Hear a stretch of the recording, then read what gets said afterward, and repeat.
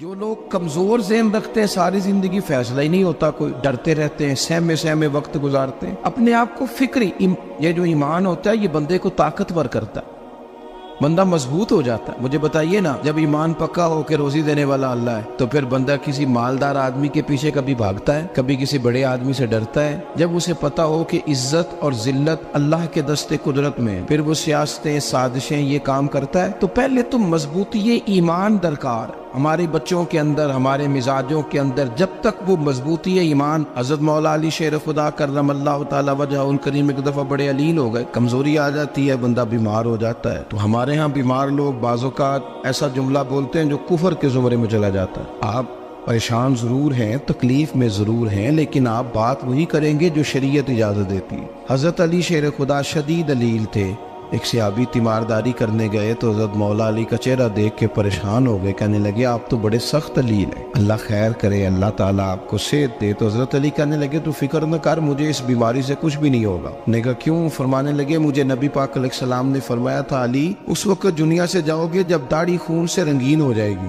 تو اس کا مطلب ہے میں خنجر کے وار کے ساتھ شہید کیا جاؤں گا، میں بیماری سے دنیا میں نہیں جاؤں گا، میں یہ بیماری سے مجھے کچھ بھی نہیں ہوگا، اللہ مجھے شفا دے دے گا، چونکہ حضور نے فرمایا کہ ساڈے نبی دی زبان ساڈے واسطے قرآن۔ تو سب سے پہلے تو اپنے ایمان کے اندر، توکل کے اندر مضبوطی پیدا کریں۔ مسلمان دیکھو نا، نماز پڑھنے سے روزی میں برکت ہوتی ہے، تو پھر اس کا مطلب یہ ہے کہ جب ٹائم آئے نا نماز کا تو گاہک جتنے مرضی کھڑے ہوں پھر دکان بند کرنی چاہیے، پھر نماز پڑھنی چاہیے، کیونکہ روزی تو اللہ نے دینی ہے، گاہکوں نے تو دینی۔ تو سب سے پہلے ضروری ہے مضبوطی ایمان، توکل، اللہ کی ذات پر بھروسہ۔ آپ کبھی میدان کربلا کا پورا نقشہ اپنے سامنے رکھیں نا، دو چیزیں ہیں، امام حسین کو نظر آ رہا ہے اب شہادت ہو جائے گی، اتنی بڑی فوج آئی ہے، خدا کی حکمت کے تقاضے سمجھ میں آ رہے ہیں، حالات کیا ہوں گے سمجھ آ رہی، پر ایک لمحے کے لیے بھی ان کا توکل کمزور نہیں ہوا۔ اپنے رب پر جو مضبوط بھروسہ ہے، سیدہ طیبہ طاہرہ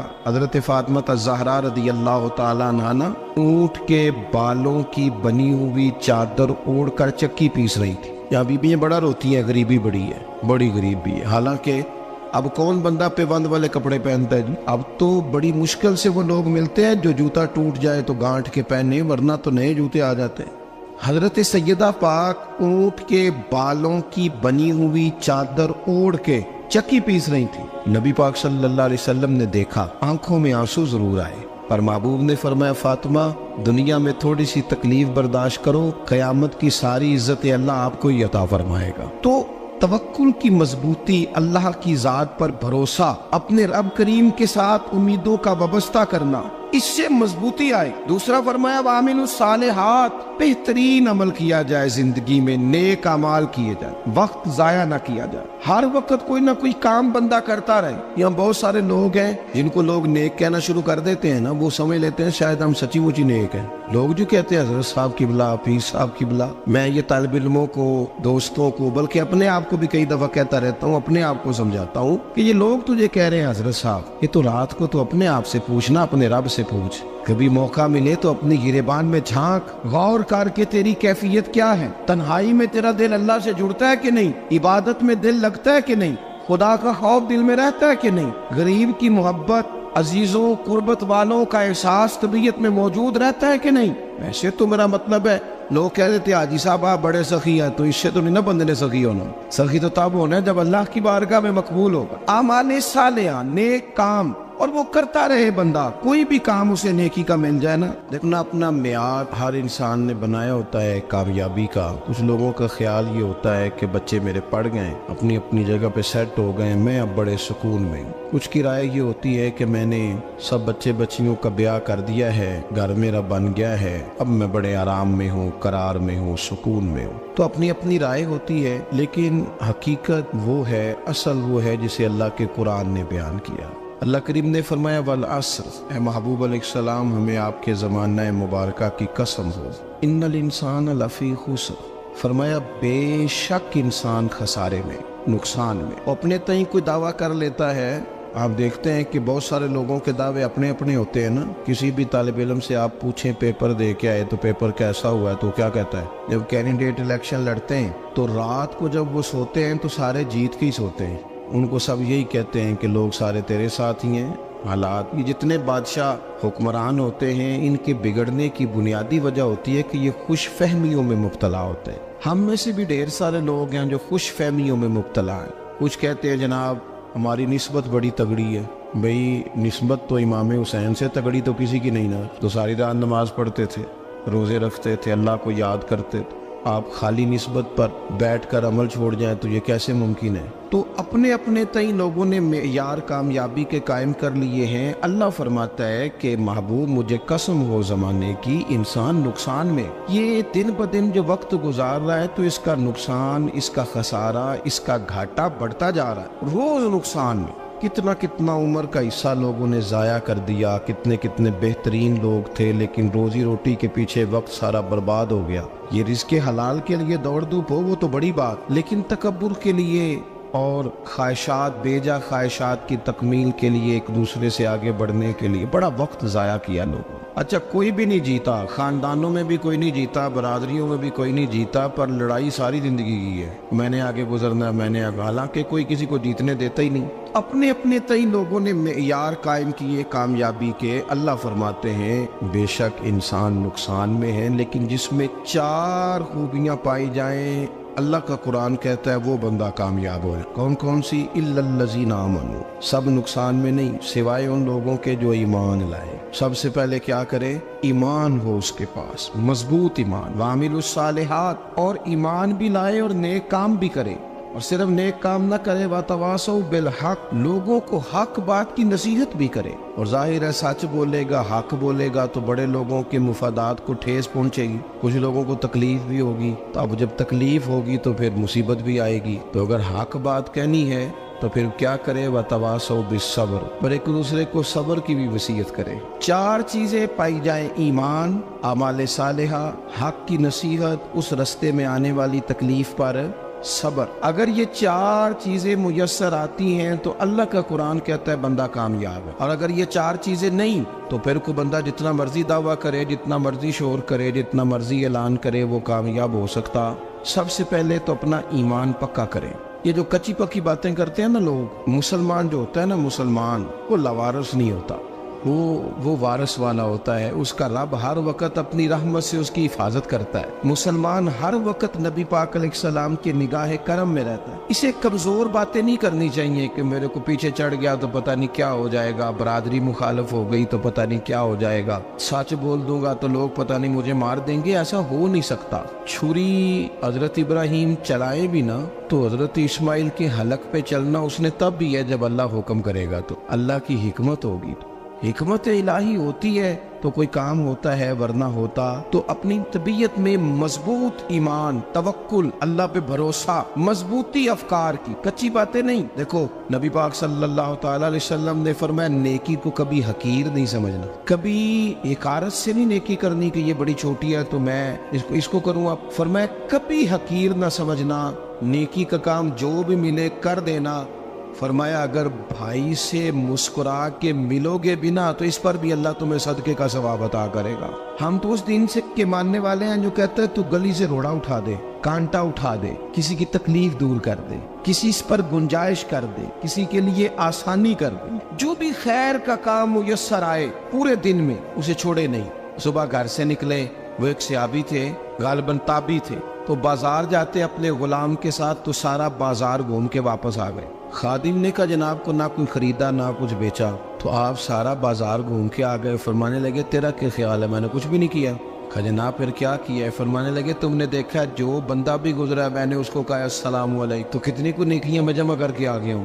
کوئی خیر جو میسر آئے، ہم سمجھتے ہیں کہ شاید کوئی کروڑ کو روپیہ ہوگا تو پوری مسجد بناؤں گا تو پھر میں نے نیکی کر دی ہے، شاید جناب میں، حالانکہ یہ چھوٹے چھوٹے کام ہیں نا، چھوٹے چھوٹے کام، ان کی تو زیادہ ضرورت ہوتی ہے، ان کی تو زیادہ حاجت ہوتی ہے۔ کوئی آپ رستے میں گزر رہے ہیں تو نیچے کوئی کھڈا بنا ہوا ہے تو اس پر ہم کیا کرتے ہیں؟ گاڑی میں بیٹھ کے تبصرہ کرتے ہیں اے روڈ کھورے کدوں بننا ہے؟ بھئی یہ کھڈا ہے نا، تو آپ نیچے اترے نا، تو آپ دھابڑا لیں نا، کئی پکڑے نا، یہ تو 5 منٹ کا کام ہے، यहाँ आसानी कर देना, आप इसमें गुंजाइश कर दें। हुजूर सैयद आलम अलैहिस्सलाम ने फरमाया, इमाम राजी ने हदीस लिखी है, क़यामत के दिन एक बंदे को अल्लाह माफ़ करेगा तो मालिक वो बंदा अर्ज करेगा, या अल्लाह मैं तो बड़ा गुनहगार हूँ, किस वजह से माफ़ी हुई? फरमाया, रात के वक्त तू गुजर रहा था, तेरे पैर से रोड़ा टकराया था, तूने उठाया इधर उधर देख के कि कोई अल्लाह के किसी बंदे को तकलीफ ना हो जाए।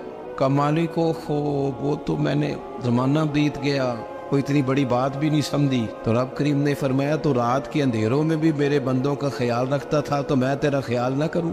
कोई अमल हमारे यहाँ लोग कोई काम नहीं करते, बिल्कुल नहीं, कोई काम नहीं, ना बड़े ना छोटे ना समझदार ना अनपढ़, कुछ भी नहीं। नशिस्तन गुफ्तन बरखास्तन, बैठो राज के गप्पे मारो, तबसरे करो, फलाना कुछ नहीं कर रहा, फलाना कुछ नहीं कर रहा, उसके बाद उठ के चले जाओ। कुछ करें, वामिलुस सालिहात, नेकियां जमा करें जिंदगी में, खजाना बनाए, खजाना, अपनी ड्यूटियां अपनी जिम्मेदारियां पूरी करें, हर वक्त काम, हर वक्त जिम्मेदारी, हर वक्त ड्यूटी। देखिए ना इमाम हसन और हुसैन, इनकी आप कभी जिंदगी का मुताला करें, फर्ज नमाज के अलावा 100 रकत नमाज नफल रोज पढ़नी है, पता करना है गरीब कहाँ कहाँ है, उनका ख्याल रखना है, और नीरे पैसे नहीं देने। हमारे यहाँ लोग गरीबों को पैसे जरूर देते हैं, इज्जत नहीं देते, उनको 4 पैसे की मदद जरूर कर देते हैं, पर इज्जत नफ्स का ख्याल नहीं रखते। इमाम ज़ैनुल आबिदीन रदी अल्लाह ताला अन्हु फरमाते हैं, गुजर रहे थे, आप देखें ना, इमाम गजाली हदीस लाए हैं कि बंदा और कुछ ना करे, किसी मोमिन का दिल राजी कर दे तो अल्लाह 60 साल की नफली इबादत का सवाब अता करता है। दिल बदस्तावर की हज अकबर अज हजारा का बयक दिल बेहतर, किसी का दिल खुश कर देना, उसको राहत दे देना, उसको करार दे देना, उसके लिए कोई ऐसा सामान कर देना कि बंदा मुतमईन हो जाए, सुकून हो जाए। ये हमारे यहाँ जो लोग होते हैं ना, सरकारी मुलाजिमीन, ड्यूटियों वाले, इनकी तबीयतों में तलखी होती है। ये अगर सिर्फ प्यार करने लग जाए ना, से वाबस्ता लोग मेरे आप में से हैं, तो मैं उनसे कहता हूँ कि शिफा तो अल्लाह ने देनी है, चलो तुम दुआई तो आज के दिया करो ना, तुम आने वाले की बात तो तवज्जो से सुनो। वो बेचारा अपनी बात, हमारे एक बुजुर्ग थे तो तावीज़ लिखा करते थे, बड़े आलिम थे, मुझे कुछ थोड़ी सी ना मेरे दिल में उनके बारे में खफगी रहती थी कि आप इतने बड़े आलिम हैं, आप किताब लिखे, आप तवीज़ लिख रहे हैं, और फिर लोगों ने कमाई करनी होती है, आप तो मुफ्त देते हैं सारा कुछ, इतनी लंबी ड्यूटी, सारा दिन बैठे रहते हैं आप और लिखते तवीज़ है। मैंने एक दिन उनसे गुजारिश की, मैंने कहा शेख आप बड़े आदमी, जिन लोगों को अल्लाह ने रसूख फिल इल्म अता फरमाया होता है, उनमें से आप, अल्लाह ने आपको पुख्तगी दी है इल्म में, शौरी आलिम में, आप सारा दिन तवीज़। फरमाने लगे, यार मैं तवीज़ नहीं लिखता, असल मसला ये है कि जो तवीज़ लेने आता है वो अपना सारा दुख सुनाता है, तो मैं तवीज़ नहीं लिखता, मैं ना बस लोगों के कलेजे ठंडे करता हूँ। मैं किसी का, अब तो बच्चों के पास टाइम ही नहीं, वो तो अब्बा का दुख नहीं सुनते, तो बैठते ही नहीं। अम्मा कह रही होती है कि पुत्र को 10 मिनट मेरे पास भी बैठा कर, लेकिन पुत्र मसरूफ बड़ा, वीडियो चढ़ानी है उसने, हम उलझ गए। ये चीज़ें इंसान को नफ्सियाती तौर पर कमज़ोर कर देती हैं। जो लोग ज़्यादा ये काम करते हैं उनके हाफ़ज़े कमज़ोर हो जाते हैं, वो उलझ जाते हैं, उन्हें पता नहीं होता रात मैंने क्या कहा था, सुबह में क्या कह रहा। हर वक्त नहीं, ज़रूरत के वक्त, हर टाइम नहीं, मखसूस औकात में। हज़रत इमाम ज़ैनुल आबिदीन रदी अल्लाह ताला अन्हु फरमाने लगे, हम गुजर रहे थे, इमाम हुसैन साथ थे, तो रस्ते में ना कुछ गुरबा, गरीब लोग बैठ के खाना खा रहे थे। कहते हमारी उन पर नजर पड़ी, तो उन्होंने हजरत इमाम हुसैन रदी अल्लाह ताला उनसे कहा, हुजूर आइए, तशरीफ लाइए, खाना खाइए। वो जरूरी नहीं होता आपको सबका खाना पसंद ही आए, टेस्ट अपने अपने होते हैं, ये जरूरी तो नहीं। खाना पसंद ना भी आए तो दिल तो फिर भी राजी रखने चाहिए। कुर्बान जाए, नबी पाक ने किस तरह हमारी तरबियत की। हजरत आयशा सिद्दीक़ा रदी अल्लाह ताला अन्हा फरमाती हैं, करीम महबूब का मैंने ये तरीका देखा कि अगर खाना ना पसंद होता तो छोड़ देते, पर कभी उसमें से नुक्स ना निकालते, ऐब जो ही न कर। गर्मी के मौसम में खड़ी है बेचारी खातून, और कितनी मुशक्कत से उसने खाना बनाया, और कितनी गर्मी सही है चूल्हे के सामने, लेकिन साहब को खाना रखा है तो वो कहते हैं ये तू की पकाया है, वो खाने वाली चीज़ है भाई, इस तरह करना, अब जो अगली हंडिया वो तू पका, ना तो खड़ा हो। ये पता चले ये काम कितनी मुशक्कत का है। जिंदगी में कुछ थोड़ा सा दूसरों का ख्याल रखना, ये भी तो दीन का हिस्सा है। आप अपनी जिंदगी में हमेशा अपने लिए सोचे, किसी और का सोचे ही ना। तो मेरे अजीज याद रखेंगे आप, इमाम ज़ैनुल आबिदीन कहते हैं, नबी पाक सल्लल्लाहु तआला अलैहि वसल्लम ने ना हजरत इमाम अली मकाम की, इमाम हसन और हुसैन की इस तरह से कुछ तरबियत फरमाई थी कि गरीब परवरी उनके अंदर राच बस गई। مزاج بن گیا. وہ غربا بیٹھے تھے دسترخوان بچھائے سڑک کے کنارے, تو امام حسین گزرے تو انہوں نے آواز دی. امام صاحب لوگ ذائقہ نہیں لگے, حضور تھوڑی روٹی نہیں کھا لیتے ہمارے ساتھ؟ تو امام صاحب آ گئے, نیچے بیٹھ گئے غریبوں کے ساتھ. کوئی جرت کرے نا, چلو امیروں نے تو غریبوں کے ساتھ بیٹھنے کی جرت نہیں کرنی, کوئی پیر ہی بیٹھ جائے غریبوں کے ساتھ, وہی مہربانی کر دے کہ میں پیر صاحب ہوں, قبلہ ہوں, تو میں ہی چلو لنگر کھا لوں مریدوں کے ساتھ بیٹھ کے. ہماری تو محفلوں میں بھی نا جی نعت خانوں کا, مولویوں کا, دوسروں کا کھانا اور ہوتا ہے, اور غریب آدمی کو شاپر میں چاول ڈال کے دیتے ہیں اور ساتھ اسے کہتے ہیں یہ لنگر شریف ہے. بھئی اگر یہ شریف ہے, تبرک ہے, تو اے پیر صاحب نو نہیں سی لنگدا, اڑتا ہے گلے میں لنگر ان کو. یہ لنگر شریف جو ہے یہ نعت خاں کو بھی تو گزرنا تبرک ہے کہ نہیں؟ ہاں نہ تو کرو نا, تو جیڑی زیادہ تبرک والی شے ہے وہ پیراں نو بھی تو کھانی چاہیے نا. نعت خاں کو اس کے لیے لہدا سے مرغ مسلم اعلیٰ کھانے. میں اکثر دوستوں سے کہتا ہوں چلو میلاد شریف پہ صحیح سب کے لیے اچھا کھانا پکاؤ. چلو جس غریبوں کے بچوں کو بیچاروں کو سارا سال وہ بوٹیوں کے لیے لڑتے ہیں, تم میلاد پہ اچھی روٹی پکا دو, تو بچہ جب کھائے گا نا بہت ساریاں بوٹیاں اور چاول, اور اپنے ابا سے پوچھے گا کہ ابا جی آج کی گل ہے, تو ہو سکتا ہے غریب باپ روئی پڑے اور اسے کہے پتر تو آج راج راج کے کھاج ساڑھے نبی پاک دا میلاد شریف. تو امام حسین رضی اللہ تعالیٰ عنہ نا آ کے غریبوں کے بیچ بیٹھ گئے زمین پہ. انہوں نے کہا کھائیے, تو وہ جس طرح وہ کھا رہے تھے نا سادے برتنوں میں امام حسین کھانا کھانے لگ گئے. میں نے کہا خیر کا کام کوئی بھی ملے اسے ضائع, چلو اور کچھ نہیں کر سکتے تھے, کسی کو سڑک ہی پار کرا دے نابینا کو, چلو اور کچھ نہیں کر سکتے, تو آپ کو پتہ ہے کہ سامنے والا بوجھ لے کے گزر رہا ہے, آپ تھوڑا سا ہٹ جائیں روڈ سے, اسے گزر لینے دیں. کوئی تو کام زندگی میں کوئی ارادہ تو خیر کا بندہ کرے. امام حسین بیٹھ گئے, ان کے ساتھ روٹی کھائی, تھوڑی دیر کے بعد اجازت لی, فرمایا جاؤں؟ کہنے لگے حضور اور کھائیے. فرمانے لگے میں تو ابھی روٹی کھا کے آیا تھا اور آج تک ایسا نہیں ہوا کہ دوبارہ کھانا کھاؤں. ایک لقمے کی بھوک نہیں تھی, جتنا بھی کھایا ہے نا یہ تمہارا دل خوش کرنے کے لیے کھایا ہے. غربا مساکین کی وعامل الصالحات, ایماندار بندہ ایمانداروں جیسے کام کرتا ہی اچھا لگتا ہے. 25 حج کیا امام حسن اور حسین نے مدینے سے مکے پیدل جا کے. میں کہتا ہوں چلو ہم باجماعت نماز ہی پڑھ لیا کریں. چلیں, حضور صلی اللہ علیہ وسلم نے فرمایا فجر کی نماز پڑھ کے بیٹھ جاؤ, اشراق چاشت تک اللہ کا ذکر کرو, 2 نفل اشراق کے 2 چاشت کے پڑھ لو, اللہ 2 حج اور 2 عمرے کا ثواب عطا کر دے گا. مشکل کام تو نہیں. اہل بیت نے ہمیں سبق یہ پڑھایا ہے, حضور کے اصحاب نے ہمیں سبق یہ پڑھایا. تیسری بات فرمایا وتواصوا بالحق, صرف یہ نہیں کہ تم نماز پڑھ کے تو بیٹھ جاؤ, تم نے نا بے نمازی کو نماز کی دعوت بھی دینی ہے. مظلوم پر ظلم ہوتا رہے اور کونے میں چپ کر کے بیٹھے نہیں رہنا, بلکہ اگر ہاتھ پکڑا جا سکتا ہے تو ظالم کا ہاتھ پکڑنا ہے. نبی پاک علیہ الصلوۃ والسلام نے فرمایا اپنے بھائی کی مدد کرو چاہے وہ ظالم ہو یا مظلوم ہو, بھائی کی مدد کرو چاہے ظالم ہو یا مظلوم ہو. تو صحابہ نے عرض کی یا رسول اللہ صلی اللہ تعالی علیہ وسلم یہ مظلوم کی مدد تو سمجھ میں آتی ہے, یہ ظالم کی مدد کیسے کریں؟ نہیں سمجھ آ رہی ہے آپ کو بات؟ یا رسول اللہ صلی اللہ تعالی علیہ وسلم مظلوم کے ساتھ کھڑا ہونا تو ہماری عقل میں آ گیا, تو ظالم کی مدد کیسے کرنی ہے؟ نبی پاک صلی اللہ تعالی علیہ وسلم نے فرمایا ظالم کو ظلم کرنے سے روک دو, تم نے اس کی مدد کر دی, اسے باز کرو. لیکن ہم تو اتنی جرت ہی نہیں رکھتے بدی کو بدی کہنے کی, اتنی طاقت ہی نہیں ہوتی. جھوٹ کو جھوٹ کہنے کی ہمت, ہمارے گھر میں سارا کچھ ہو رہا ہوتا ہے, ہمیں پتہ ہوتا ہے کہ فلاں جگہ پہ ہمارا قبیلہ ہماری برادری غلط ہے, پر اتنی جرت کرتے. ہم سچ بولتے ضرور ہیں پر دوسروں کے بارے میں, اپنے بارے میں سچ بولنے کو تیار نہیں ہوتے. جرت کا مظاہرہ کریں زندگی میں, حق کو حق کہنا سیکھیں, غلط کو غلط کہنا سیکھیں, جھوٹ کو جھوٹ کہیں, بدی کو بدی کہیں, سچائی کا ساتھ دیں ہمیشہ. ہم نے جب تک دیکھو نا ظلم ہوتا رہے, زیادتی ہوتی رہے, اپنا دروازہ اندر سے بند کر لو, پتر باہر نہ جانا. کیوں جی؟ باہر اس پہ ظلم ہو رہا ہے, ان کے گھر آگ لگی ہے, کوئی ہمارے گھر تو نہیں نہ لگی. یاد رکھنا پڑوسیوں کی آگ نہ بجھاؤ گے تو اپنے گھر بھی آ جائے گی. اگر مظلوم کا ہاتھ نہیں پکڑو گے تو ظالم دلیر ہو جائے. اور ہمارے جتنے بھی بزرگ گزرے انہوں نے ظالموں کو ظالم کہا. امام احمد بن حنبل نے جیل کاٹی, امام اعظم ابو حنیفہ نے جیل کاٹی. آج کل لوگ کہتے ہیں مولانا صاحب آپ نے نا جناب غلط کو غلط نہیں کہنا, سیاست کی بات نہیں کرنی. کیوں جی؟ کس لیے نہیں کرنی؟ سیاست تو تدبیر کا نام ہے.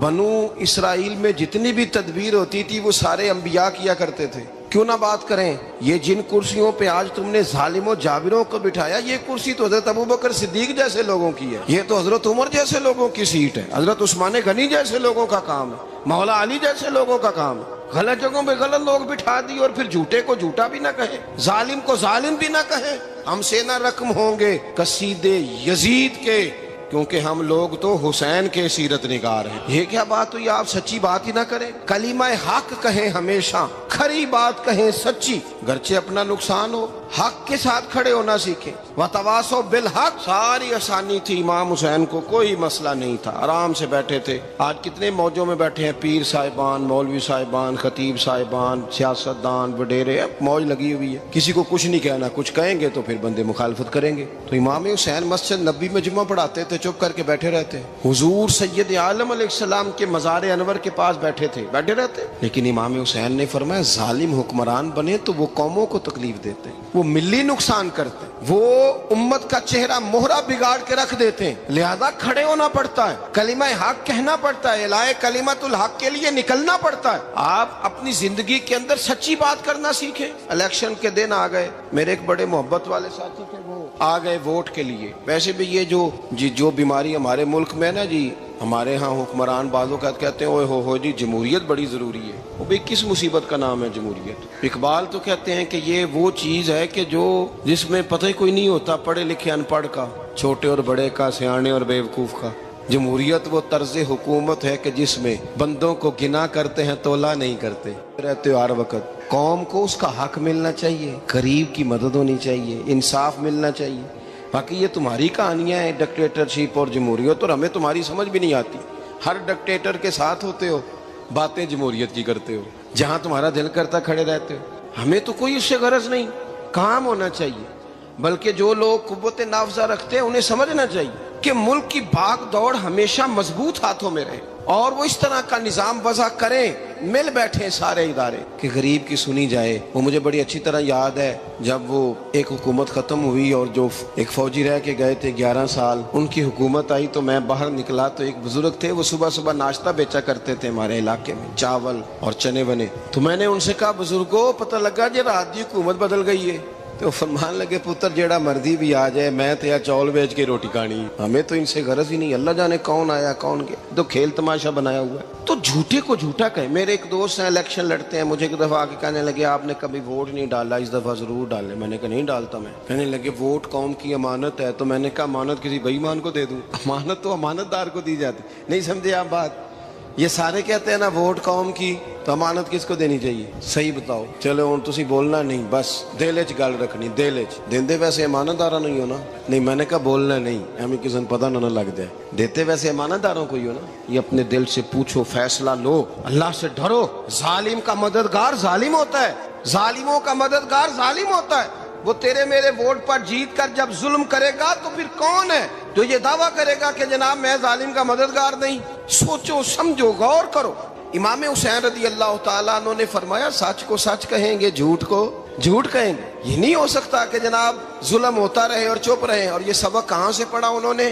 مولا علی شیر خدا سے۔ جب حضرت عثمان غنی رضی اللہ تعالیٰ عنہ پر بلوائیوں نے حملہ کیا نا، تو چونکہ حضرت عثمان غنی خالو تھے امام حسن اور حسین کے، حضرت عثمان خالو ہیں، سگے خالو ہیں، تو حضرت مولا علی شیر خدا نے یہ نہیں کہا کہ پتر اتنے بندے آ گئے ہیں، تلواریں ہیں، محاصرہ ہے، باہر نہ نکلنا، بلکہ حضرت مولا علی نے خود اپنے دونوں بیٹوں کو تلواریں پکڑائیں اور حضرت عثمان غنی کے دروازے پہ کھڑا کر کے کہا پتر خیال رکھنا تمہارے ہوتے ہوئے کوئی بھی شخص حضرت عثمان غنی کا دروازہ نہ کراس کر پائے۔ خود اپنے بچوں، ہر جنگ میں حضرت علی ساتھ لے کے جاتے تھے۔ ہم تو بچوں کو دلیری سکھاتے ہی نہیں، بزدل۔ اور کچھ ہمیں بابے مل گئے، وہ کہتے ہیں منڈے نو سایا ہے، میں کہ بابے نو آپ سایا ہے، انہوں بھی کرو دم کراؤ، اس کو نظری سایہ آتا ہے۔ کیسے نادانوں سے پالا پڑ گیا۔ کیا ہوتا ہے وہ سایہ؟ اچھے بھلے سیانے نوجوان بتی بند کر کے اندر لیٹا ہوا ہے بچہ ہے، بابا کہہ گیا انہوں سایا ہے۔ بابا کہڑا کہہ گیا جڑا باہر روٹی لین آیا سی، بھی ایڈی پہنچی سرکار ہوندی تے ٹکر ہی گھر کھا لیندی۔ لوگوں کے قسمت کا حال بتاتا ہے، اپنی اتنی خراب ہے کہ مانگتا پھرتا ہے۔ کیا مذاق بنایا ہم نے اپنے ساتھ۔ تھوڑے سمجھدار ہو جائیں، ہر بندے کی بات کا اثر قبول نہ کیا کریں۔ مومن کے پاس طاقتیں ہوتی ہیں، جو جدھر لگاتا ہے چپ کر کے لگ جاتے ہو. ان الذین قالوا ربنا اللہ ثم استقاموا تتنزل علیہم الملائکہ. اللہ کہتا ہے تو ڈٹنا سیکھ, رب کا نام لے کے ڈٹ جا, رب تیری مدد کے لیے فرشتے بھی نازل کر دے گا. فرمایا یہ نبی مومنوں کے جانوں سے بھی زیادہ قریب ہے. ہم بڑا عام لفظ بولتے ہیں کہ فلاں چیز میرے دل کے بڑی قریب ہے, میری سوچ کے بڑی. جو لوگ دل کے قریب ہوتے ہیں ان کے پاس اٹھنے بیٹھنے کو دل کرتا ہے. تو اللہ کریم نے قرآن پاک میں فرمایا کہ یہ پیغمبر صلی اللہ علیہ وسلم تمہاری جانوں سے بھی تمہارے قریب ہے. اور حضور نے وضاحت کر دی, نبی پاک نے وضاحت کر دی. حضور نے فرمایا لا یؤمن احدکم حتی اکون احب الیہ من والدہ وولدہ والناس اجمعین او کما قال نبی صلی اللہ علیہ وسلم. فرمایا تم میں سے کوئی اتنی دیر تک مومن ہو ہی نہیں سکتا جب تک ہر چیز سے بڑھ کر مجھ سے پیار نہ کرے. ایک مثال دے لوں, بات آسان ہو جائے گی. جس گھر کے اندر پیسہ بے شمار ہو, دولت بے شمار ہو, مکان ایک نہیں چار ہو, اور دنیا کی ساری آسانیاں گھر میں موجود ہو, سارے دوست میری بات پہ توجہ کرنا, ہر شے ہو, بینک بیلنس بھی ٹھیک ٹھاک ہو, بچوں کا فیوچر سیف ہو, لیکن گھر کے اندر میاں بیوی کی صلح نہ ہو. بچے کہتے ہیں گھر میں ہر چیز ہے پر امی اور ابا کا جھگڑا ہر وقت جاری رہتا ہے. وہ گھر صحیح چلتا ہے؟ ہم نے بولنا اس لیے نہیں کہ یہ باتیں لوگ, یہ گھر کے اندر کی باتیں ہیں نا. حالانکہ پاکستان کا تجزیہ یہ ہے کہ 95% میاں بیوی کے حالات ٹھیک نہیں. پاکستان یہ سرکاری اعداد و شمار ہے. 95% گھروں میں اختلاف رائے. یہ بات ذہن میں بٹھا لیں کہ میاں بیوی کا اگر اتفاق نہیں نہ ہوتا تو وہ کہیں کہ گھر میں کوئی بھی خوشی رہے گی تو یہ ممکن ہی نہیں, یہ سوال ہی نہیں پیدا ہو. 6 بچے ہوتے ہیں اور شادی کو 24 سال گزر جاتے ہیں, پھر بھی طلاق ہو جاتی ہے. اس لیے کہ میاں بیوی کے لیے سب سے ضروری چیز آپس کی محبت ہے. اور یار کیا خوبصورت انداز ہے میرے رسول پاک علیہ السلام کا. جتنی شاندار طبیعت حضور نے مولا علی شیر خدا کی تھی اتنی کوئی کر سکتا ہے؟ اور جتنی اعلیٰ ترین تربیت اور حسن سیدہ فاطمہ کو اللہ نے دیا کسی اور کو مل سکتا ہے؟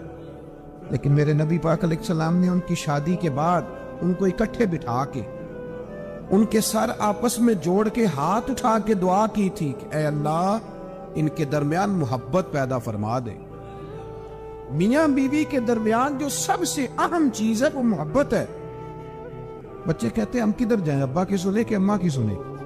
اور اکثر گھروں میں بچوں کی تربیت رک جاتی ہے اس لیے کہ میاں بیوی کا سلوک نہیں ہوتا, تباہی اتر جاتی. گھر کے اندر ہر شے ہے پر ان کا پیار نہیں.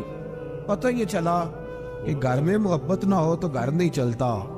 اگر محبت کے بغیر ایک گھر نہیں چل سکتا تو محبت مصطفیٰ کے بغیر دین کیسے چلے گا؟ گھر نہیں چلتا میرے بھائی, ٹوٹ جاتا ہے, بکھر جاتا ہے. سارا کچھ ہونے کے باوجود میں نے مردوں کو روتے ہوئے دیکھا ہے, عورتیں تو روتی ہیں, میں نے مردوں کو روتے ہوئے دیکھا.